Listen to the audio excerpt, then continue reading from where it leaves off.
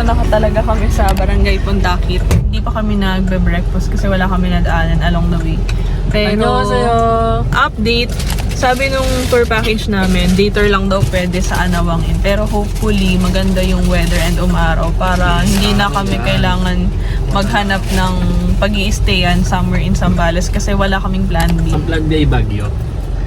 Baguio. Sana pumayag si Brett.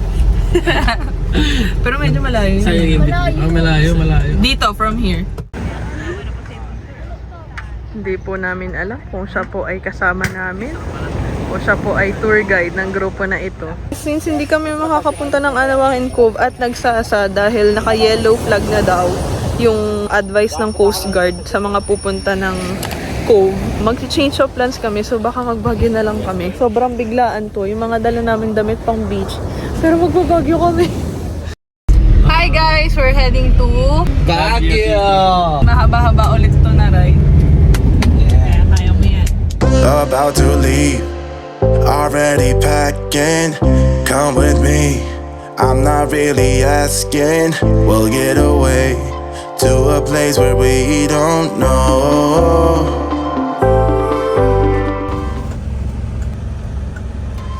Not looking back, eyes on the freeway, Bonnie and Clyde, a classic cliche. We're on the run, this is what we waited for. Take my hand, we'll make it somehow. We can't miss out. Life update! Buhay pa naman. Yung road namin na tinatahak ngayon ay pabagyo na. Time check, 12:36 na. 12 hours na po kami bumabiyahe.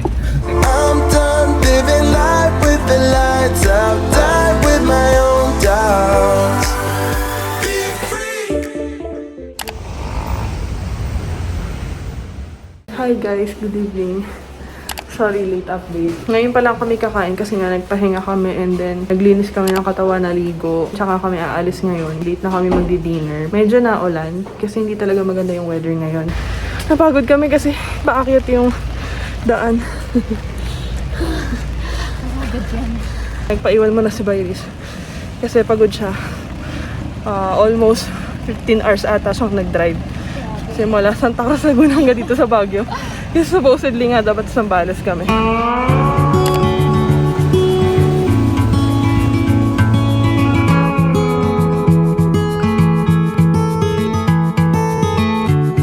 evening guys, nandito na kami ngayon sa Sizzling Plate. So isa to sa mga mascot dito sa Baguio. Mahaba yung pila din dito. Pero medyo mabilis naman kasi mabilis naman kumilos yung mga staffs nila dito. And then nagsuserve sila ng free soup. Sinerch namin to before kami kumain. Mataas naman yung ratings nila. So pipili muna kami, order muna kami, and then kain tayo.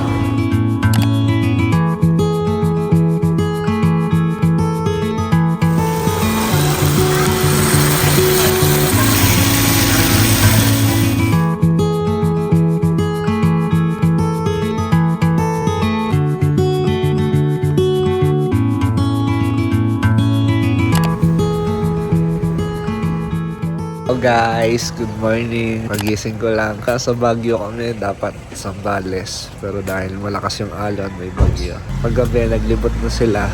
Hindi na ako sumama kasi nagpahinga ako.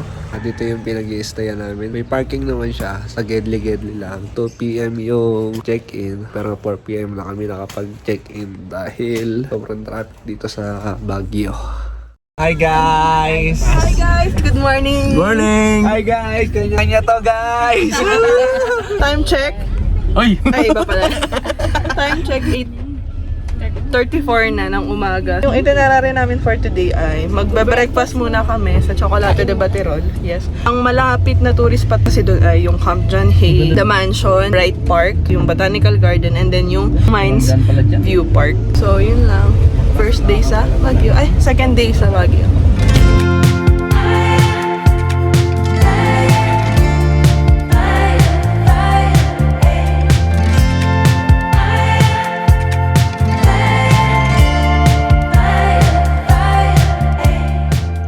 Hi guys, good morning. Nandito na kami ngayon sa Chocolate de Baterol. Nasa mismong Camp John Hay na compound tong Chocolate de Baterol.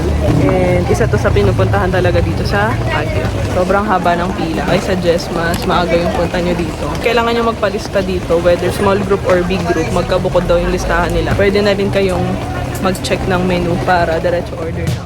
On the balcony,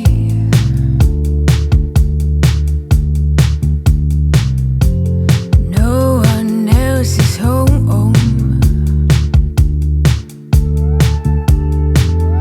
I swear I drank a half bottle in less than a half hour. I swear I didn't mean to give away my power. Hindi mo mag-isa. Sarap, walang katulad sa Laguna. May buko. Kapul na yan. Harap na.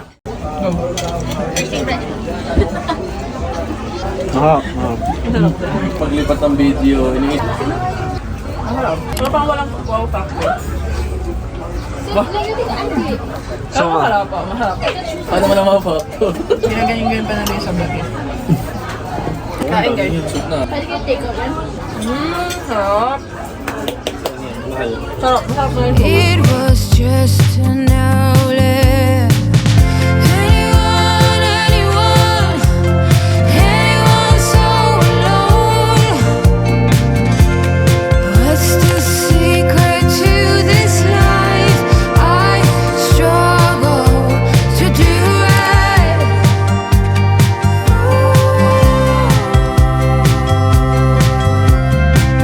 Anyone, lend me a hand. Guys, camera action!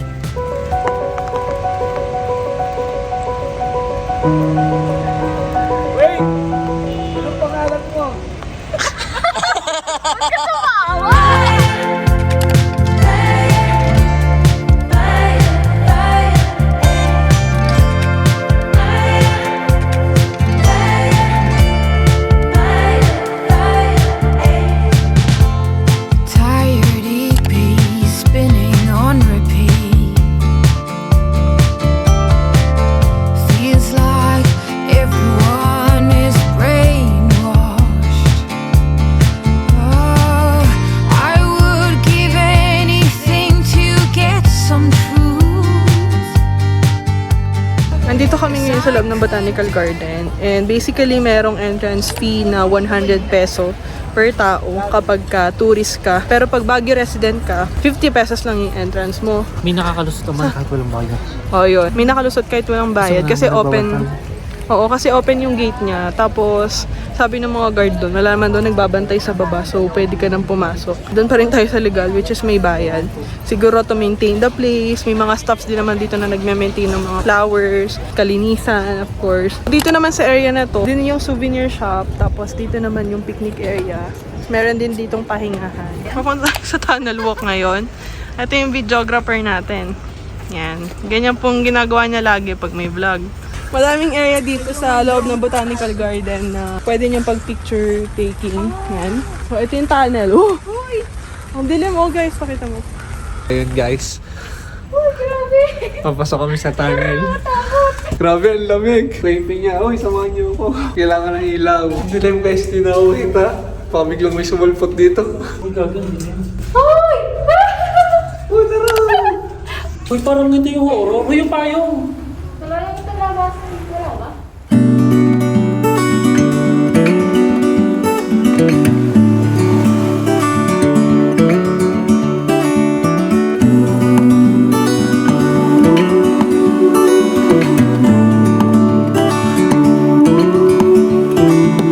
Look ahead, the sea is calm, and I know we've been through a lot, but just wait. Wait for better days to come and carry us like wind in our sails.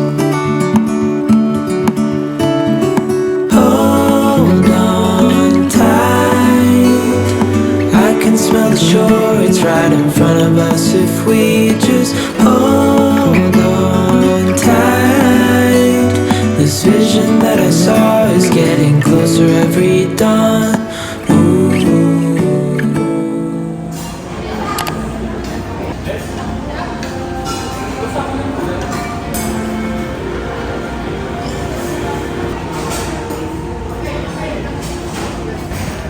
Luto na tala.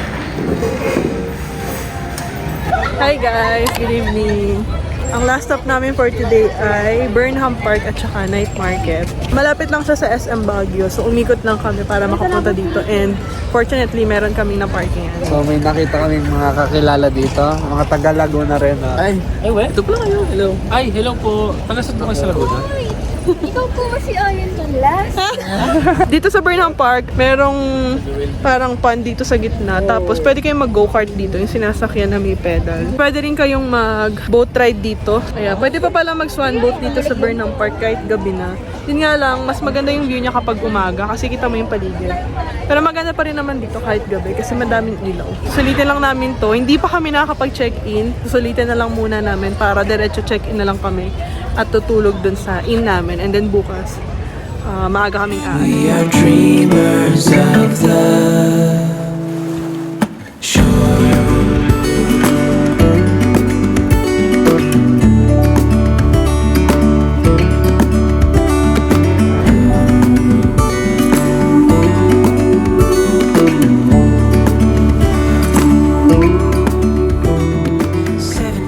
Hi guys! Dito kami ngayon sa night market. Nakatapos lang namin pumunta sa Burnham Park. So nag-boat ride kami doon. Kasi simula pa lang, 9:03, ang dami na agad sa ako. 9 PM nga pala ang open ng night market. Pero I think mas maaga nang bubukas yung mga pagkain dun sa part na yun, yung night market. And then dito, sa labas nun, may mga Changian. So basically, kapag nasa Burnham Park kayo, nasa right side lang siya ng Burnham Park. So yung pakita mo, yung iba nagbubukas pa lang. Ayan. Mag-ukay-ukay kami kasi wala kami susuotin sa Baguio. Kasi puro mga pang-beach yung OOTD namin. So let's go.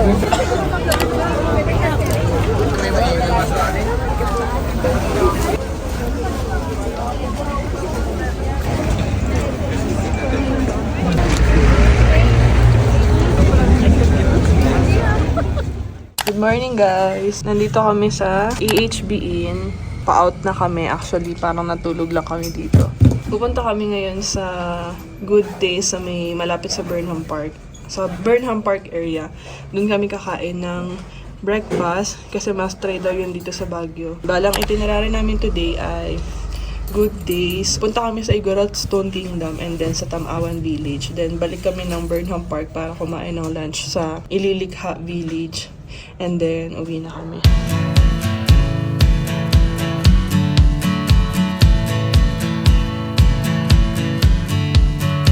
Everything's fine. Wouldn't expect any more from this. The situation's in line with every story that I heard of the burning bliss, and I wait, trying to appreciate, and I wait, trying to evaluate.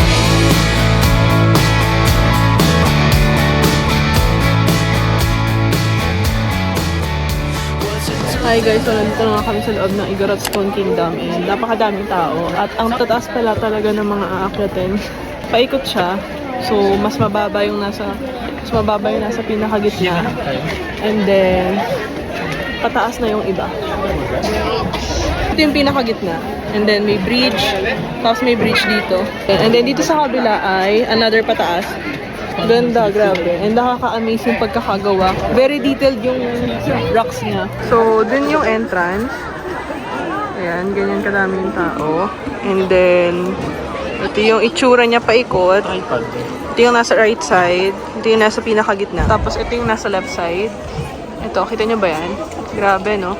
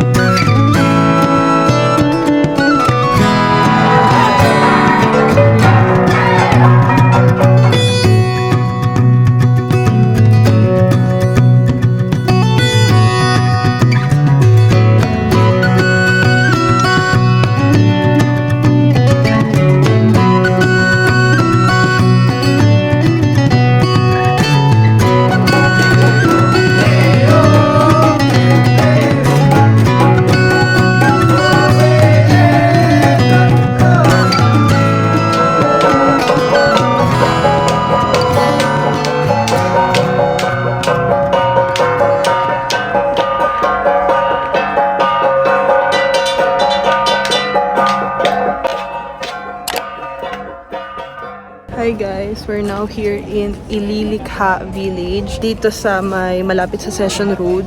Meron siyang 9 stalls na cafe and resto. So, pwede kayong umorder kahit saan dito and maganda yung place niya. May upper ground siya, may lower ground siya. And then, ang cute ng mga dinadaanan nyo. Kasi gawa siya sa kahoy, sa bakal. More on arts talaga siya. Kaya, ano siya, parang artist village siya kung tawagin. So, hindi ko sure kung ano yung masarap na pagkain dito. Pero, let's see.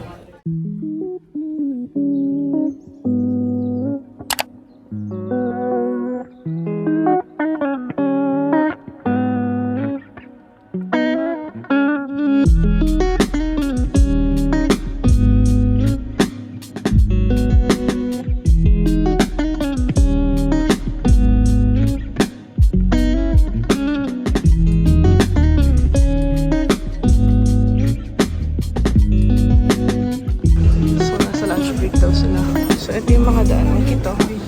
Ayun yung village. Nandun tayo kanina.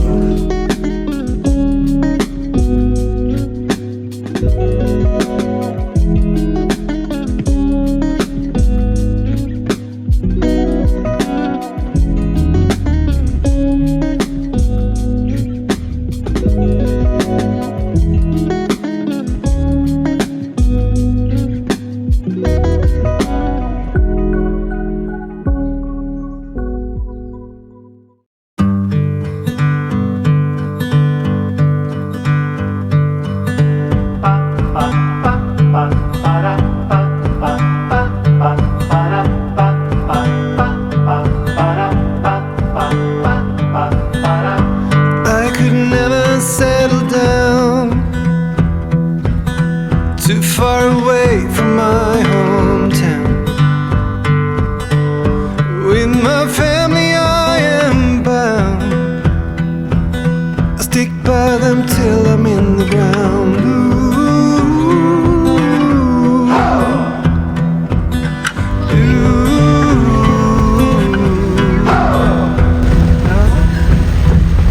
Grabe guys, solo natin. Hi guys! Wala ka sulan. Hi guys, quick update. So, nandito kami ngayon sa Lion's Head. Pinush namin na makapunta dito kahit ang lakas-lakas ng ulan. Grabe. Sorry ngayon lang ako nakapag-update kasi medyo busy kami kanina dahil nagmamadali kami sa oras. And then, medyo matagal din kasi yung serving ng foods dun sa Ililikha Village. Medyo inabot kami ng parang 1.5 hour dun. Tapos, after nun, Baguio City Market kami, namili kami ng mga pasalubong, tsaka ng ref magnet. Ayun, kaya hindi na ako masyado nakapag-vlog. So, dito na lang, nag-update lang ako sa inyo. Ito kasi yung gustong puntahan ni Iris. Guys, kaya kahit naulan, pinush namin. Pero, actually, yung Cannon Road, may landslide kasi na nangyari. Hindi ko alam kung kailan, pero recently lang siya. So, ginagawa yung road and close talaga siya in public, lalo na kapag paakyat kayo sa Cannon Road. Pero yung situation namin ngayon is from Baguio, pababa kami ng Cannon Road, and then meron checkpoint dun sa may bandang taas, parang mga 5 kilometers from here. Nagpaalam naman kami and pwede naman daw hanggang Lion's Head. So, yun guys, lalabas lang kami, sobrang lakas ng ulan. Bye! Saya guys! Resting on the myth of old. Saya! All of the stories I've been Sabi na naman yung na Baguio. Secret places hidden well are gone now as far as I can tell. Ooh.